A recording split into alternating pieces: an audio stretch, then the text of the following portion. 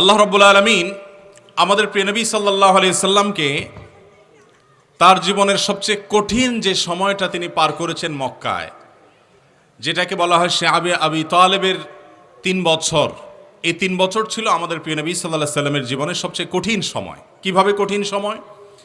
কারণ মক্কার মুশরিকরা শুধুমাত্র ঈমান আনার কারণে প্রিয় নবী সাল্লাল্লাহু আলাইহি সাল্লামের সাহাবীদের প্রতি, যারা দুর্বল ছিলেন তাদের প্রতি নিষ্ঠুর নির্মম নির্যাতন চালানোর পর একটা পর্যায়ে এসে সমস্ত ঈমানদারদের প্রতি অবরোধ আরোপ করল। সেই অবরোধ, সেই বয়কটের সময়সীমা ছিল ৩ বছর। সে অবরোধ আজকের দুনিয়াতে যেরকম অবরোধ হয়ে থাকে এরকম অবরোধ না, বরং এর চাইতে অনেক কঠিন, অনেক নিষ্ঠুর, অনেক নির্মম সে অবরোধ ছিল। সে অবরোধের চিত্র ছিল এরকম যে যারাই ঈমান এনেছে মক্কায় মুহাম্মদুর রাসূলুল্লাহ সাল্লাল্লাহু আলাইহি সাল্লামের প্রতি, তাদের সবার সাথে মক্কার সমস্ত মুশরিকরা সব ধরনের যোগাযোগ, সব ধরনের সম্পর্ক, সব ধরনের লেনদেন, উঠা বসা, কথাবার্তা, এমনকি তাদের কাছে কোনো কিছু কেনা বা বেচা, সব কিছু তারা বন্ধ করে দিল। আজকের এই সময়ে গোটা পৃথিবীতে অনেক জিনিসই আমাদের জন্য ইজি হয়ে গেছে, সহজ হয়ে গেছে, কিন্তু 1400 বছর আগের পৃথিবী, যখন মক্কা নগরীতে সামান্য কিছু জিনিসপত্র বাহির থেকে আসতো, সেগুলো দিয়ে গোটা নগরীর মানুষ বছর জুড়ে তাদের জীবন যাপন করত।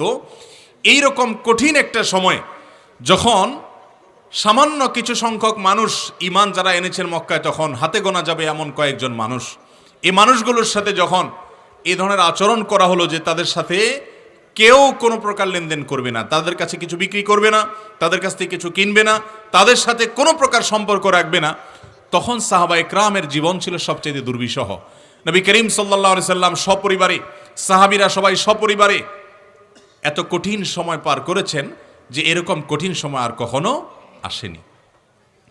এমনকি বিভিন্ন বর্ণনা দ্বারা আমরা জানতে পারি যে গাছের পাতা, পশু জবাই করার পর চামড়া, সেটা শুকিয়ে রান্না করে পুড়িয়ে বিভিন্নভাবে তারা কোনো রকম তাদের জীবিকা নির্বাহ করেছেন, জীবন ধারণ করেছেন, কোনো রকম তারা মানবেতরভাবে শুধুমাত্র প্রাণে বেঁচে ছিলেন।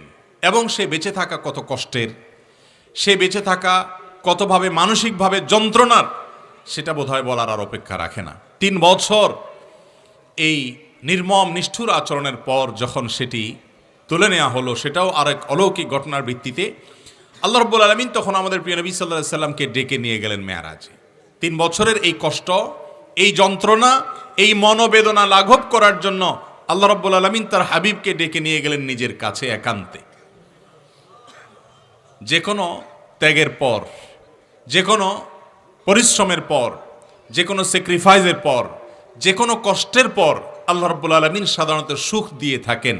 সেই কষ্ট কখনো প্রলম্বিত হয়, কখনো সীমিত সময়ের জন্য হয়, কিন্তু কষ্ট চিরকাল থাকে না। এটাই হলো বাস্তবতা। ইন্না মাআল উসরি ইউসরা। আল্লাহ রাব্বুল আলামিন প্রিয় নবী সাল্লাল্লাহু আলাইহি সাল্লামের জীবনের মাধ্যমে সেটি আমাদেরকে শিক্ষা দিয়েছেন। মোহতারাম হাজরিন, এরপর মেরাজে ডেকে নিয়ে আল্লাহ রাব্বুল আলামিন তাকে এত পুরস্কার দিলেন, এত নেয়ামত দিলেন, এত সম্মান দিলেন, এত মর্যাদা দিলেন যে 3 বছরের সমস্ত কষ্টের কথা তিনি ভুলে গেলেন। মেরাজ থেকে যত পুরস্কার নিয়ে এলেন, যত সুসংবাদ নিয়ে এলেন, যত নেয়ামত নিয়ে এলেন, সাহাবা ইকরাম তাদের সে কষ্ট, তাদের সে দুঃখ যাতনা, তাদের সে বেদনা, সব কিছু তারা ভুলে গেল। মুহতারাম হাজরিন, আল্লাহ রাব্বুল আলামিন প্রিয় নবী সাল্লাল্লাহু আলাইহি সাল্লামকে যখন মেরাজে নিলেন, আল্লাহ তাআলা কোরআনে কারীমের এই আয়াতে বলেছেন, সুবহানাল্লাযী আসরা বিআবদিহি লাইলাম মিনাল মাসজিদিল হারাম ইলাল মাসজিদিল আকসা। ওই আল্লাহ পবিত্র, যিনি তার বান্দাকে মুহাম্মদ সাল্লাল্লাহু আলাইহি সাল্লামকে মক্কার মসজিদুল হারাম থেকে রাতের কিছু অংশে সামান্য কিছু সময় ব্যয় করে, অর্থাৎ খুব অল্প সময়ের মধ্যে মক্কার মসজিদুল হারাম থেকে ফিলিস্তিনের বাইতুল মাকদিসে নিয়ে গেলেন, মসজিদে আকসায় নিয়ে গেলেন। এবং এই যে ভ্রমণ আল্লাহ তাআলা করিয়েছেন, এই ভ্রমণটা সম্পর্কে সূরা নাজমেও আল্লাহ তাআলা আলোকপাত করেছেন। অসংখ্য হাদিসে পরবর্তী স্টেপ যেটা ঊর্ধ্বে গমন, সে সম্পর্কে আলোকপাত হয়েছে। মৌলিকভাবে এই পুরো সফর আল্লাহ তাআলা কেন করেছেন? লিনুরিয়াহু মিন আয়াতিনা। আল্লাহ বলেছেন যে আমি তাকে আমার আয়াত, আমার নিদর্শন দেখাতে চাই, দেখাতে চেয়েছিলাম, যাতে করে সে সমস্ত নিদর্শন দেখে তিনি এসে সাহাবায়ে কেরামকে বলেন, তাদের ঈমান বৃদ্ধি হয় এবং কোরআন এবং হাদিসের বিবরণগুলোকে তারা মেলাতে পারে। আল্লাহ রাব্বুল আলামিন সেজন্য মেরাজের এই আয়োজন নবী করিম সাল্লাল্লাহু আলাইহি ওয়াসাল্লামের জন্য করেছেন। মোহতারাম হাজরিন, আজ থেকে 1400 বছর আগে যখন মানুষের কাছে একমাত্র বাহন ছিল ঘোড়া, গাধা, ওট, এ জাতীয় বিভিন্ন প্রাণী, এই সমস্ত প্রাণীতে করে এক রাতের সামান্য কিছু সময়ে মক্কা থেকে সুদূর ফিলিস্তিন পর্যন্ত যাওয়া, আবার সেখান থেকে ঊর্ধ্বজগৎ সফর করে নিজের জায়গায় ফিরে আসা, সে যুগের কোনো বাহন দ্বারা সম্ভব ছিল না। নবী করিম সাল্লাল্লাহু আলাইহি সাল্লামের জীবনে এরকম একটি ঘটনা যখন ঘটল, এই ঘটনা তিনি যখন শোনালেন সকালবেলা সাহাবীদেরকে, মক্কায় যখন এই সংবাদ ছড়িয়ে পড়ল যে মুহাম্মদ সাল্লাল্লাহু আলাইহি সাল্লাম গত রাতে নাকি ফিলিস্তিনের বাইতুল মাকদিসে গিয়েছেন, সেখান থেকে নাকি সপ্ত আসমান ভ্রমণ করেছেন, সিদরাতুল মুনতাহা ভ্রমণ করেছেন, আল্লাহর সাথে আল্লাহর সান্নিধ্যে আল্লাহর সাথে কথোপকথন করে আল্লাহর কাছ থেকে অনেক পুরস্কার নিয়ে জান্নাত জাহান্নাম দেখে আবার নাকি একই রাতে ফিরে এসেছেন, কিভাবে সম্ভব? খুব স্বাভাবিকভাবে মক্কার মুশরিকরা, কাফেররা এটা নিয়ে হাসাহাসি করলো, তারা এটাকে অবিশ্বাস করলো এবং নবী করিম সাল্লাল্লাহু আলাইহি সাল্লামকে নিয়ে ট্রল এবং মজা করা শুরু করলো। কারণ তখনকার মানুষের যুক্তিতে, বুদ্ধিতে এত অল্প সময়ের মধ্যে এক দেশ থেকে আরেক দেশ ভ্রমণ করা সম্ভব ছিল। কিন্তু মক্কায় অল্প সংখ্যক যে মুসলমানরা ছিলেন, ঈমান এনেছিলেন, তারা যখন শুনেছেন নবী করিম সাল্লাল্লাহু আলাইহি সাল্লাম এই কথা বলেছেন, তাদেরও বিবেক বুদ্ধিতে এটি কি ধরার কথা ছিল নাকি ধরার কথা ছিল না? তাদেরও তো বিবেক বুদ্ধিতে ধরার কথা ছিল না। কিভাবে সম্ভব এত অল্প সময় সফর করে আসা? এমন কোনো বাহন তো মক্কায় নাই, এমন কোনো বাহন তো তখনকার পৃথিবীতে ছিল না যে বাহনে এত অল্প সময়ে সবকিছু সফর করে আবার ফিরে আসা সম্ভব। এই জিনিসটা সাহাবীদেরও তো বুঝে আসার কথা ছিল না, তাদের বুঝে আসে নাই, যুক্তিতে ধরে নাই, লজিকে কুলাই নাই, সেজন্য তারা মেরাজকে অস্বীকার করেছেন। সাহাবীরা মেরাজকে অস্বীকার করেছেন, বরং আবু বকর সিদ্দিক রাদিয়াল্লাহু তাআলা আনহু, এই সিদ্দিক নামে নামকরণ করা হয়েছে তাকে, যে তিনি সত্যবাদী, সত্যকে সত্যায়নকারী, সত্যকে গ্রহণকারী। তিনি যেমন ঈমান এনেছেন, নবী করিম সাল্লাল্লাহু আলাইহি সাল্লামের প্রতি মহাসত্যকে স্বীকার করেছেন, আবার মেরাজের এই ঘটনায় যখন মক্কার মুশরিকরা তাকে মিথ্যা প্রতিপন্ন করছিল, ওই টাইমে তিনি নবী করিম সাল্লাল্লাহু আলাইহি সাল্লামকে সর্বাগ্রে নিজে থেকে সত্যায়ন করেছেন। এরকম একটি পরিস্থিতি, এরকম একটা মুহূর্ত তৈরি হয়েছে। সমস্ত সাহাবায়ে কেরাম একযোগে নবী করিম সাল্লাল্লাহু আলাইহি সাল্লামের এই কথা শোনার পর শুধু বিশ্বাসই করেন নাই, শুধু সত্যই মনে করেন নাই, তারা জানতেন যে আল্লাহর নবী যা বলেন সেটা সত্য নয়, বরং মহাসত্য। আমাদের যুক্তিতে যদি নাও কুলায়, আমাদের বুদ্ধিতে যদি নাও কুলায়, আমাদের লজিকে যদি নাও কুলায়, তারপরেও সেটা সত্য। কারণ আমাদের লজিক, আমাদের যুক্তি, আমাদের বুদ্ধি এগুলো সব সীমিত। আর যে আল্লাহ রাব্বুল আলামিন এই অলৌকিক বিষয়গুলো ঘটিয়ে থাকেন, তার ক্ষমতা অসীম। অসীম আল্লাহর মহান ক্ষমতাকে, তার বিশাল ক্ষমতাকে আমাদের সসীম যুক্তি বুদ্ধি দিয়ে বোঝা, রপ্ত করা, কন্ট্রোল করা, আয়ত্ত করা, এটা কোনোদিনই পরিপূর্ণভাবে সম্ভব হবে। সাহাবায়ে কেরাম ঈমান আনলেন। মোহতারাম হাজিরিন, এই ঘটনা থেকে যে শিক্ষা আমাদের জীবনে আসে, আজও আমাদের সমাজে অনেক তরুণ বা বন্ধুরা আছেন, আমাদের অনেক যুবক ভাইয়েরা আছেন যারা স্কুল কলেজে পড়েন, বিশ্ববিদ্যালয়ে পড়েন, তারা দেখা যায় ইসলামের কোনো একটা বিধান, আল্লাহর কোনো একটা আদেশ, আল্লাহর কোনো একটা নিষেধ তার যুক্তিতে ধরে না, তার বুদ্ধিতে কুলায় না, তার লজিকের সাথে যায় না। তখন তিনি সন্দেহ পোষণ করেন যে এটা আবার কিভাবে ইসলামে নির্দেশ হতে পারে, এটা আবার কিভাবে যৌক্তিক হতে পারে, এটা আবার কিভাবে আল্লাহর নির্দেশ হতে পারে, এটা আবার কিভাবে মানা জরুরি বা আবশ্যক হতে পারে। তার বুদ্ধিতে যখন কুলায় না, তখন সে আল্লাহর বিধানকে অস্বীকার করে কিংবা সংশয় প্রকাশ করে, এর মাধ্যমে তিনি ঈমান থেকে খারিজ হয়ে যান। এই রোগটা আজ আমাদের সমাজে ঘরে ঘরে, জনে জনে, বিশেষ করে শিক্ষিত তরুণদের মধ্যে অনেক বেশি। আপনি চিন্তা করুন, আজ যখন রকেট আবিষ্কার হয়েছে, আজ যখন পৃথিবীতে বিমান, হেলিকপ্টার এবং অনেক দ্রুতগামী যান আবিষ্কার হয়েছে, এই সময়ে নবী করিম সাল্লাল্লাহু আলাইহি সাল্লামের মেরাজের সেই সামান্য সময়ের ভ্রমণ করার বিষয়টি, এটা আমাদের জন্য বোঝা অনেক সহজ। তখনকার মানুষদের জন্য, সাহাবীদের জন্য বোঝাটা অনেক কঠিন ছিল। কঠিন হওয়া সত্ত্বেও তারা সেটাকে বিশ্বাস করেছেন না করেন নাই? তাদের সে বিশ্বাসের সত্যতা, যথার্থতা, যৌক্তিকতা এটা আজ পৃথিবীতে প্রমাণিত হয়েছে না হয় নাই? আজও 2022 সালে আল্লাহর কোনো আদেশ, নবী করিম সাল্লাল্লাহু আলাইহি সাল্লামের কোনো নিষেধ যদি আপনার আমার যুক্তিতে বুদ্ধিতে নাও কুলায়, আজকের পৃথিবীতে আজকের বিজ্ঞান, আজকের সায়েন্স যদি সেটার কোনো যৌক্তিক গ্রাউন্ড আবিষ্কার করতে নাও পারে, আমাদের বিবেকে যদি নাও কুলায়, হয়তো 200-500 বছর কিংবা 2000 বছর পর পৃথিবীতে কোনো না কোনো সময় কোরআনের এই আদেশ, আল্লাহর এই আদেশ, এটার যৌক্তিকতা, এটার বাস্তবতা প্রমাণ হবে ইনশাআল্লাহ। আল্লাহ রাব্বুল আলামিন যার সম্পর্কে ঈমানদারের বিশ্বাস আছে যে তিনি কাদির, সবকিছু করতে সক্ষম, তার দ্বারায় ঊর্ধ্বাকাশে ভ্রমণ করা সম্ভব কিনা, উপরে কিভাবে গিয়েছেন তিনি, তার তো কোনো হেলমেট ছিল না, রকেটে যেতে পাইলটরা, বিমানে যেতে পাইলটরা তারা অনেক প্রস্তুতি নিয়ে যান, তিনি কিভাবে গেলেন এবং কিভাবে সেফলি আবার চলে আসেন নিরাপত্তার সাথে, এই সমস্ত যুক্তি বুদ্ধি এই সবগুলো অচল এই জন্য যে আল্লাহ রাব্বুল আলামিন আপনার আমার সহ গোটা সৃষ্টি জগতের, মহাশূন্যের এবং নবমণ্ডল ভূমণ্ডল সবকিছু সৃষ্টিকর্তা, তিনি যদি চান আগুনের মধ্যে উত্তপ্ত হওয়ার যে যোগ্যতা, উত্তপ্ত হওয়ার যে গুণ, আগুনের মধ্যে দাহনের যে শক্তি, কষ্ট দেওয়ার বা জ্বালিয়ে দেওয়ার যে শক্তি, সেটাকে উল্টে দিয়ে তার বিপরীতটা করে সেটাকে ফুলের বাগান করতে তিনি সক্ষম। যিনি আগুনকে উত্তাপ দিয়েছেন তিনি আগুনকে আবার উত্তাপহীন করতেও পারেন। একজন ইমানদারের বিশ্বাস যখন এই থাকে, তখন নবী করিম সাল্লাল্লাহু আলাইহি সাল্লামের আনিত সমস্ত বিধিবিধান এগুলো আমাদের বুঝে আসুক আর না আসুক, এগুলোর চাইতে যৌক্তিক এবং যথার্থ আর কিছু হতে। আজ থেকে প্রায় 1400 বছর আগের আরেকটি ঘটনা, হুদায়বিয়ার সন্ধির আগে নবী করিম সাল্লাল্লাহু আলাইহি সাল্লাম স্বপ্নে দেখলেন, তিনি স্বপ্নে দেখলেন যে তার সাহাবীরা এবং তিনি সবাই মিলে তারা মক্কায় গমন করেছেন, উমরা করেছেন, তওয়াফ করেছেন, উমরা সম্পাদন করার পর মাথা মুন্ডন করেছেন, এহরাম পরিহিত অবস্থায় আছেন। এটা তিনি স্বপ্নে দেখলেন। নবীদের স্বপ্ন আমাদের স্বপ্নের মতো না। আমাদের স্বপ্ন কখনো সত্যি হয়, কখনো মিথ্যা হয়, কখনো অবাস্তব হয়, কখনো শুধুমাত্র শয়তানের কারণে কিংবা জল্পনা কল্পনার কারণে দেখি, সবসময় ব্যাখ্যা সাপেক্ষ হয় না। কিন্তু নবী রাসূলদের প্রতিটি স্বপ্ন আল্লাহর পক্ষ থেকে ওহী, ওটা মিথ্যা হওয়ার কোনো সম্ভাবনা। প্রিয় নবী সাল্লাল্লাহু আলাইহি সাল্লাম যখন স্বপ্নে দেখলেন যে মক্কায় তার সাহাবীদেরকে মদিনা থেকে নিয়ে গিয়ে উমরা করেছেন, এই স্বপ্ন দেখার পর আপাত দৃষ্টিতে সেই স্বপ্নটাও কিন্তু অবাস্তব ছিল।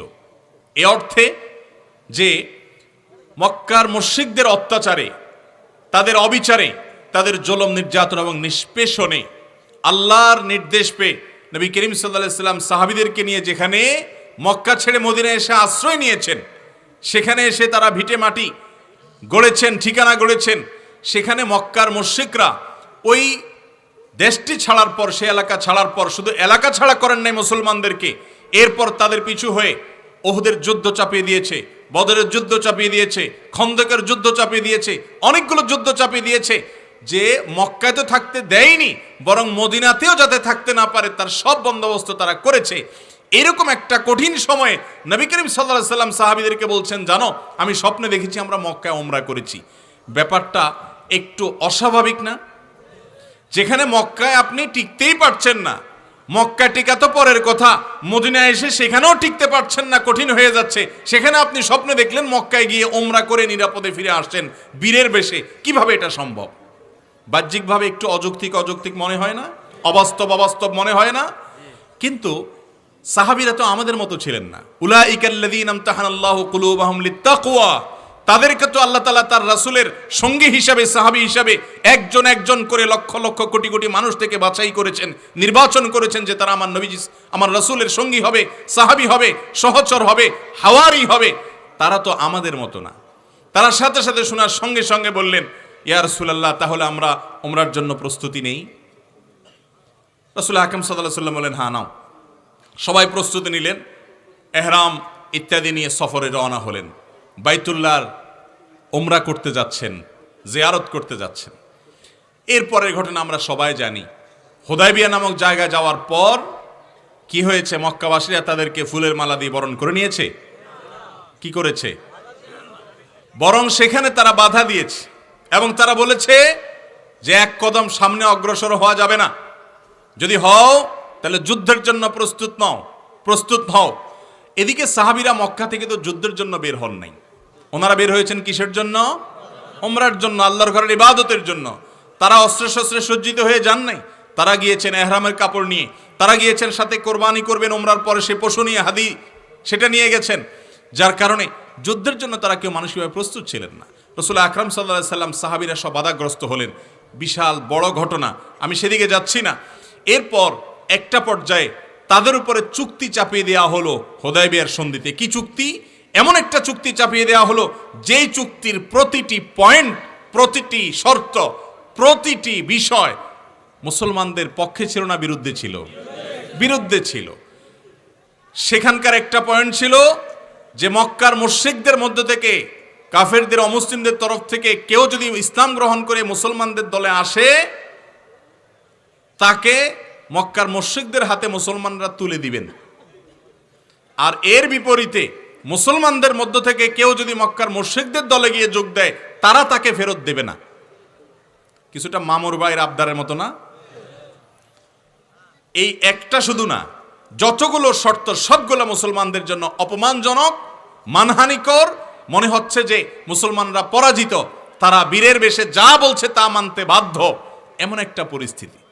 সাহাবা ইকরামের মধ্যে কিছুটা অস্থিরতা কাজ করলেও আস্থার কোনো ঘাটতি হয়নি। ওমর রাদিয়াল্লাহু তাআলা আনহু তিনি বিচলিত হয়ে কিছুটা সাময়িকভাবে নবী করিম সাল্লাল্লাহু আলাইহি ওয়াসাল্লাম করেন, ইয়া রাসূলুল্লাহ, আপনি না সত্য নবী, তাহলে আমরা কেন এগুলো মেনে নিব? নবী করিম সাল্লাল্লাহু আলাইহি সাল্লামের সাহাবীরা সবাই শুধু মেনে নিয়েছেন তা নয়, কিভাবে মেনে নিয়েছেন? তারা বলছিলেন কেউ কেউ যে, হে আল্লাহর রাসূল, আপনি না স্বপ্নে দেখেছেন আমরা উমরা করেছি, আমরা তওয়াফ করেছি, আমরা মাথা মুন্ডন করেছি, কই আমরা তো এখন উল্টা কোনো কিছু করতে পারলামই না, বরং এখান থেকে ফেরত চলে যেতে হচ্ছে মদিনাতে। আগামী বছর তারা যদি সুযোগ দেয় দয়া করে, তাহলে আমরা উমরা হয়তো করতে পারবো, আর না দিলে নাই। কিন্তু আপনি যে স্বপ্নে দেখেছেন, কই সেটা তো বাস্তবে ঘটলো না, বাস্তবে তো তার উল্টাটা ঘটলো। আমরা বাধাগ্রস্ত হয়ে, অপমানিত হয়ে, লাঞ্ছিত হয়ে, বাহ্যিকভাবে তাদের সমস্ত শর্তগুলো মেনে নিয়ে আমরা আবার ফেরত চলে যেতে হচ্ছে নিজ জায়গায় মদিনাতে। তাহলে আপনার স্বপ্নের কি খবর? আমরা যদি হতাম, কি অবস্থা হতো আমাদের ইমানের? তখন দলে দলে তখন আমরা বেঈমান হয়ে যেতাম, ঠিক না ঠিক? আমরা বলতাম, কই রাসূল আকরাম সাল্লাল্লাহু আলাইহি সাল্লাম যা বললেন সেটা তো খাটে নেই। তাহলে তার প্রতি দুর্বল ইমানের কারণে আমাদের ইমান হারা হয়ে যাওয়ার সম্ভাবনা অনেক বেশি ছিল। কিন্তু সাহাবা ইকরাম তাদের ইমানের লেভেল দেখেন, ইমানের মিটার দেখেন। সাহাবা ইকরাম তখন বললেন যে, আল্লাহর রাসূল, আপনি যে স্বপ্নে দেখেছেন সে স্বপ্ন সম্পর্কে তাহলে ব্যাখ্যা কি? আল্লাহ তাআলা আয়াত নাযিল করেছেন যে, লাকাদ সাদাকাল্লাহু রাসূলাহু রুইয়া বিল হক। আল্লাহ তাআলা তার রাসূলকে যে স্বপ্নে দেখিয়েছেন সেটা ঠিকই দেখিয়েছেন। দেখেন, আল্লাহ বলছেন সেই স্বপ্ন সঠিকই দেখেছেন তিনি উমরা, তওয়াফ এবং যা যা দেখেছেন সেটাই ঘটবে। সাহাবা ইকরাম সাথে সাথে নিশ্চিন্ত হয়ে গেলেন, ও তাহলে আমাদের বুঝতে ভুল হয়েছে, ঘটবে যেটা বলা হয়েছে এই বছর ঘটেনি, কিন্তু ঘটবে অচিরেই। সাহাবীরা ঈমান এনেছেন এবং নবী করিম সাল্লাল্লাহু আলাইহি ওয়াসাল্লাম বিশ্বাস রেখেছেন। তাদের বুঝে আসেনি, বাহ্যিকভাবে মনে হচ্ছে অযথার্থ, তারপরেও আল্লাহ এবং আল্লাহ রাসূল সাল্লাল্লাহু আলাইহি ওয়াসাল্লাম যা বলেছেন সেটার চাইতে যথার্থ আর কিছু হতে পারে না। এই মর্মে ঈমান তার মজবুত থাকার কারণে তার ফলশ্রুতিতে এক বছর যেতে না যেতেই আল্লাহ রাব্বুল আলামিন শুধু মক্কায় গিয়ে ওমরা করার তৌফিকই দেন নাই, গোটা মক্কা শহরকে তাদের করতলগত দিয়ে, তাদের হাতে এনে দিয়ে, তাদেরকে বিজয় দিয়ে আল্লাহ তাআলা ঘোষণা দিয়েছেন যে এটা মাধ্যমে আল্লাহ রাব্বুল আলামিন কিয়ামত পর্যন্ত মক্কাকে মুসলমানদের হাতে এনে দিয়েছেন।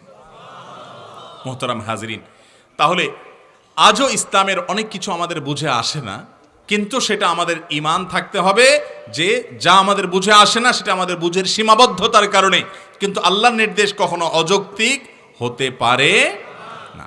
তো যেটা বলছিলাম, মেরাজ নবী করিম সাল্লাল্লাহু আলাইহি সাল্লাম গিয়েছেন, সপ্ত আসমানে বিভিন্ন নবী রাসূলদের সঙ্গে তার সাক্ষাৎ হয়েছে। ওই যে আল্লাহ বলেছেন, লিনুরিয়াহু মিন আয়াতিনা, আমি তাকে রাত্রিকালীন ভ্রমণে ইসরায় নিয়ে গিয়েছি, মেরাজে নিয়ে গিয়েছি, আমার কিছু কুদরতের সাক্ষ্য এবং প্রমাণ তাকে দেখাবো, কিছু নজির এবং দৃষ্টান্ত তাকে দেখাবো। তো প্রথম আসমানে তিনি গিয়েছেন, সেই প্রথম আসমানে গিয়ে তার সঙ্গে সাক্ষাৎ হয়েছে আদম আলাইহিসসালামের সাথে, দ্বিতীয় আসমানে গিয়েছেন, সেখানে সাক্ষাৎ হয়েছে আল্লাহ নবী ইয়াহিয়া এবং ঈসা আলাইহিসসালামের সাথে, তৃতীয় আসমানে গিয়েছেন, সেখানে সাক্ষাৎ হয়েছে আল্লাহ নবী ইউসুফ আলাইহিসসালামের সাথে, চতুর্থ আসমানে গিয়েছেন, সেখানে সাক্ষাৎ হয়েছে ইদ্রিস আলাইহিসসালামের সাথে, পঞ্চম আসমানে গিয়েছেন, সেখানে সাক্ষাৎ হয়েছে হারুন আলাইহিসসালামের সাথে, ষষ্ঠ আসমানে গিয়েছেন, সেখানে সাক্ষাৎ হয়েছে মুসা আলাইহিসসালামের সাথে, সপ্তম আসমানে গিয়েছেন, সেখানে সাক্ষাৎ হয়েছে ইব্রাহিম খলিল আলাইহিসসালামের সাথে।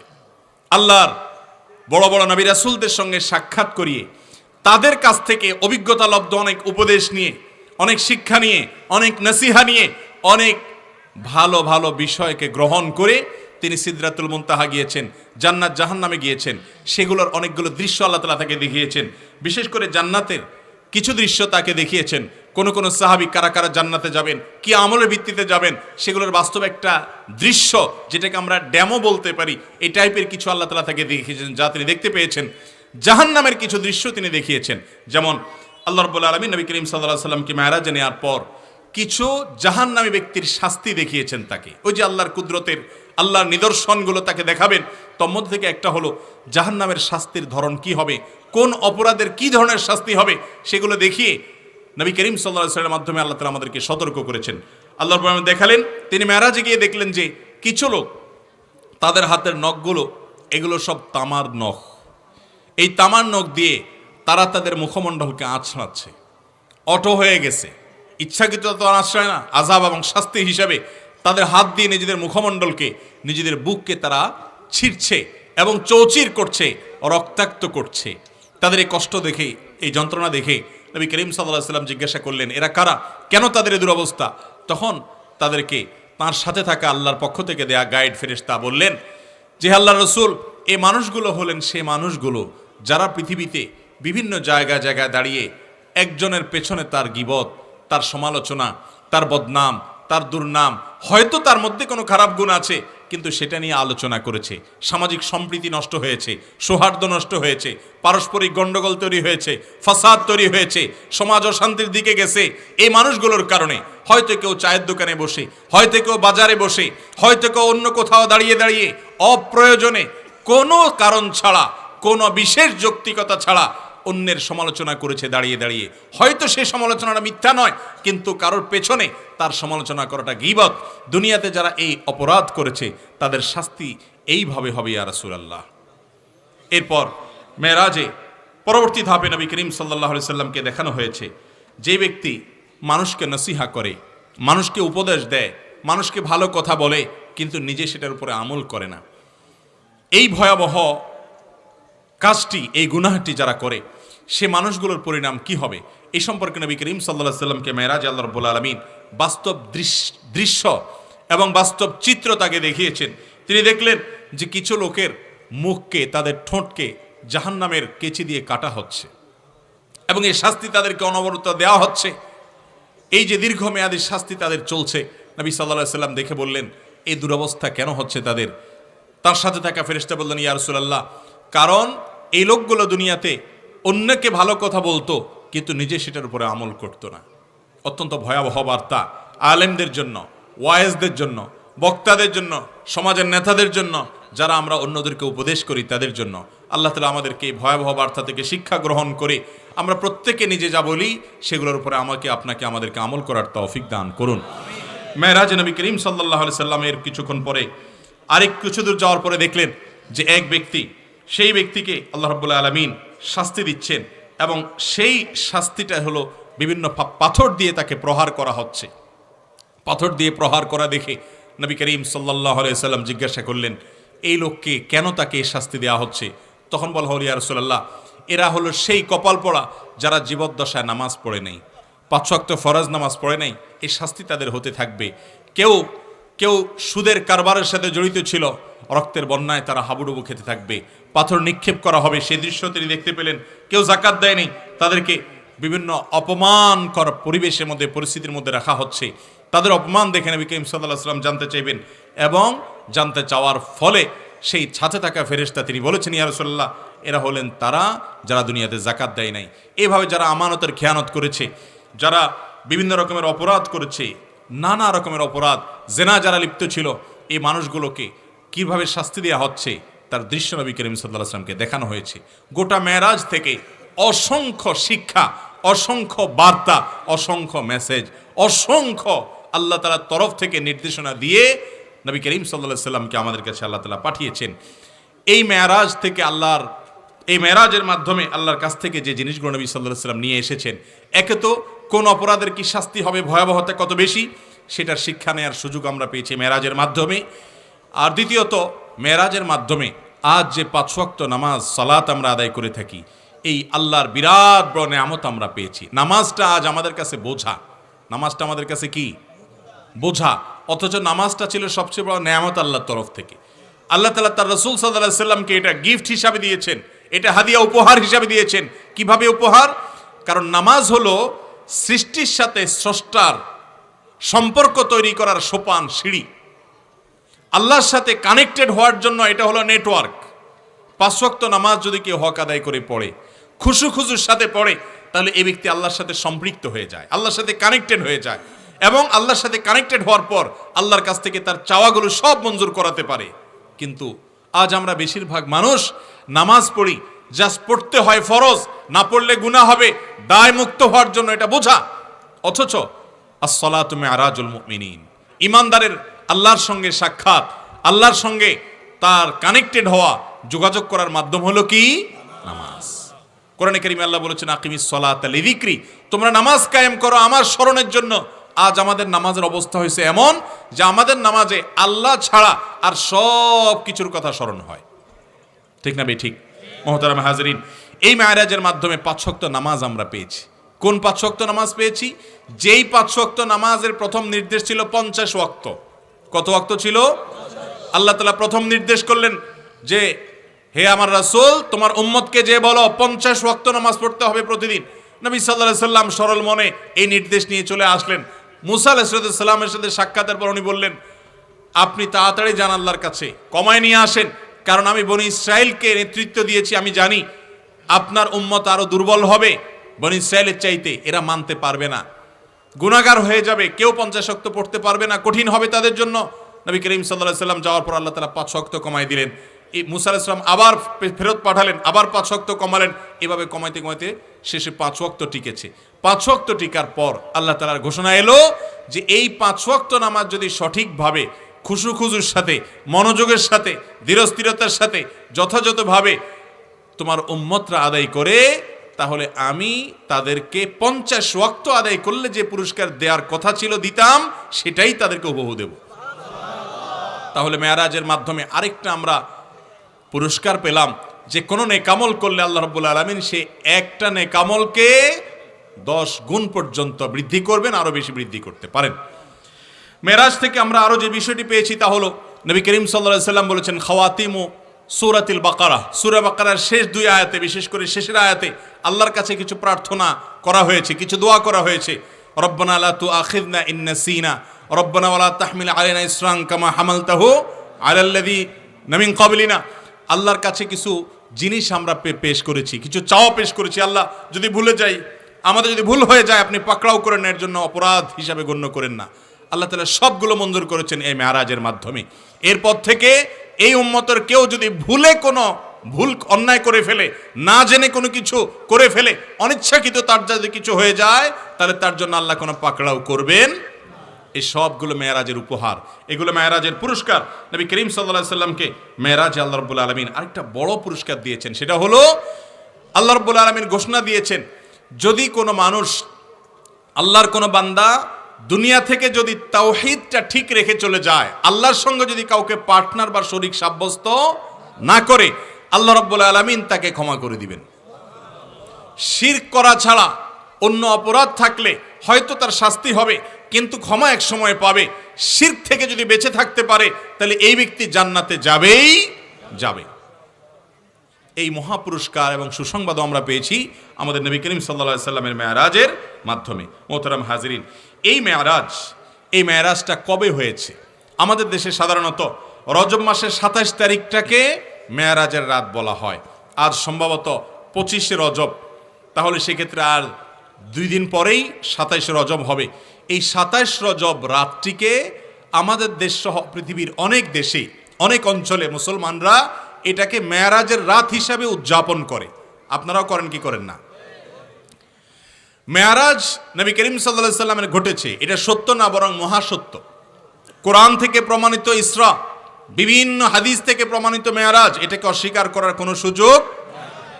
কিন্তু এই মেরাজ কবে হয়েছে, কোন বছর হয়েছে, কোন মাসে হয়েছে, কোন তারিখে হয়েছে, এ বিষয়টি নবী করিম সাল্লাল্লাহু আলাইহি সাল্লামের কোনো হাদিস থেকে পরিষ্কারভাবে, বিশুদ্ধভাবে, স্পষ্টভাবে জানার কোনো সুযোগ নাই, জানা যায় না। এটা আমার কথা না, সারা বিশ্বের সমস্ত মুসলমানদের কাছে গ্রহণযোগ্য ব্যক্তিত্ব এবং হাদিস বেত্তা, শত শত বছর আগের ইমাম হাফেজ ইবনে হাজার আসকালানী রাহিমাহুল্লাহ, ইমাম ইবনে তাইমিয়া রাহিমাহুল্লাহ, ইমাম ইবনুল কাইয়িম রাহিমাহুল্লাহ, ইমাম নববী রাহিমাহুল্লাহ, এই সমস্ত বড় বড় ইমামগণ শত শত, কেউ কেউ সহস্রাব্দ আগে প্রায় যারা গত হয়েছেন, এই সমস্ত ইমামদের মন্তব্য হলো নবী করিম সাল্লাল্লাহু আলাইহি সাল্লামের মেরাজ হয়েছে সত্য, কিন্তু মেরাজ কোন সনে, কোন মাসে, কোন তারিখে, কোন ডেটে হয়েছে এই বিষয়ে নবী করিম সাল্লাল্লাহু আলাইহি সাল্লামের কোনো হাদিস থেকে কোনো প্রুফ বা প্রমাণ পাওয়া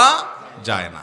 27শে রজব এই তারিখটিতে মেরাজ হয়েছে বলে লোকমুখে প্রচলিত আছে, অনেকে বলে। হাফেজ ইবনে হাজার আসকালানী রাহিমাহুল্লাহ এটার খণ্ডন করে বলেছেন যে এই বিষয়ে কোনো প্রুফ বা প্রমাণ পাওয়া যায় না।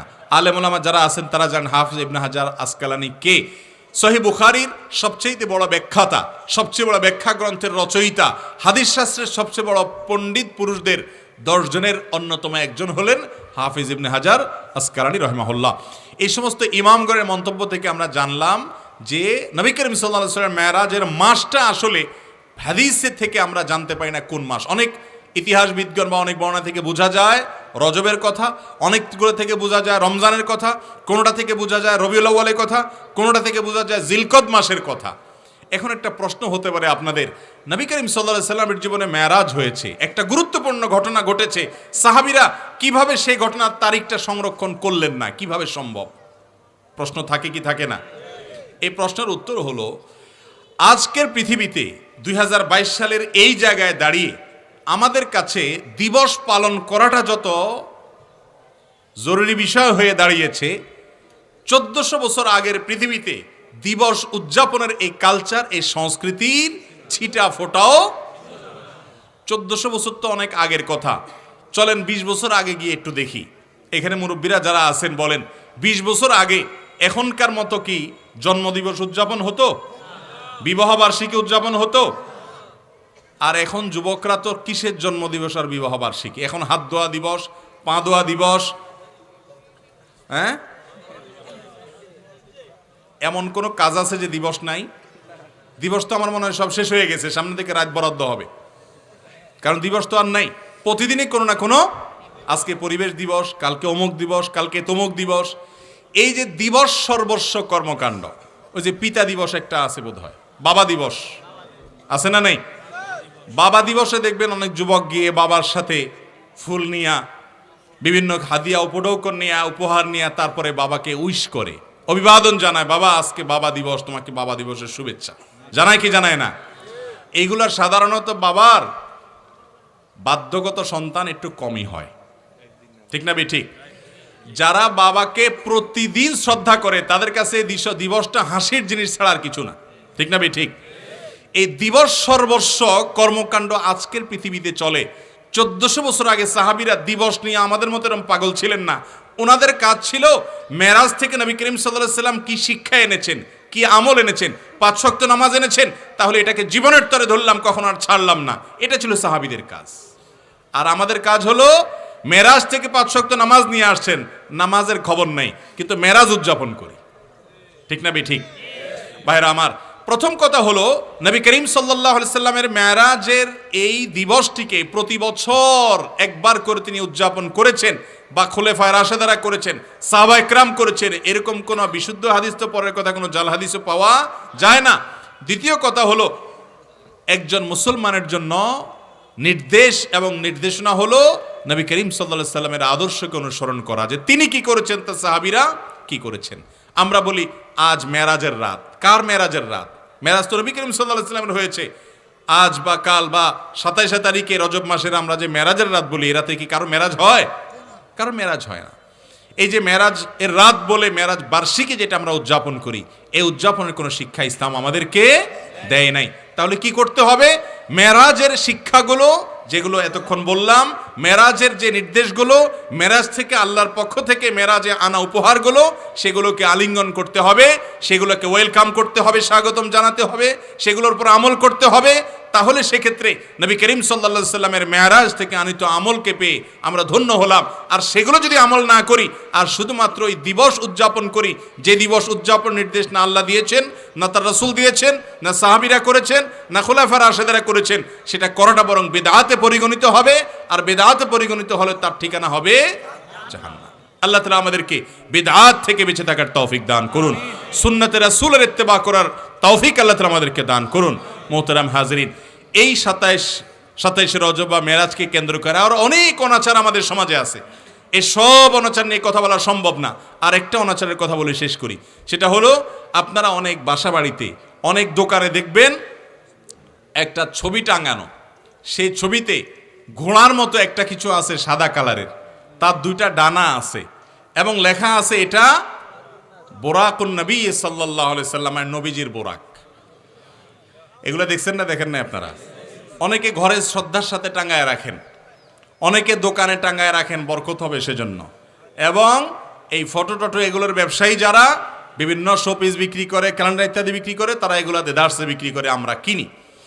নবী করিম সাল্লাল্লাহু আলাইহি সাল্লামের যে বাহনে করে তিনি মেরাজে গিয়েছেন, সেই বাহন আমরা কেউ দেখেছি? এই ছবি যে অঙ্কন করেছে এই লোক দেখেছে?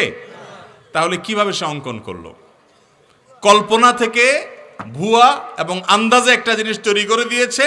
আর আমরা মুসলমানরা এতই সোজা সরল, কোত্থেকে কি এলো, তার কোনো প্রুফ আছে কিনা, তার কোনো অথেন্টিকেশন আছে কিনা, তার কোনো নির্ভরযোগ্যতা আছে কিনা, তার কোনো প্রমাণ দলিল আছে কিনা, সেগুলো দেখা দেখি নাই, আমরা যা পাই সেটাই গিলে বসি। ভাইরা আমার, এরকম আন্ধাধুন্ধা মুসলমানের জন্য জান্নাত আসেনি। জান্নাত কিনতে চাইলে বিবেককে খরচ করতে হবে, কোনটা রাত কোনটা দিন, কোনটা সত্য কোনটা অসত্য, কোনটা অন্ধকার কোনটা আলো, কোনটা হক কোনটা বাতিল, কোনটা ভুল আর কোনটা সঠিক, এটা বোঝার মতো বিবেক আল্লাহ আমাদেরকে দিয়েছেন। বিবেকটা খরচ করতে হবে।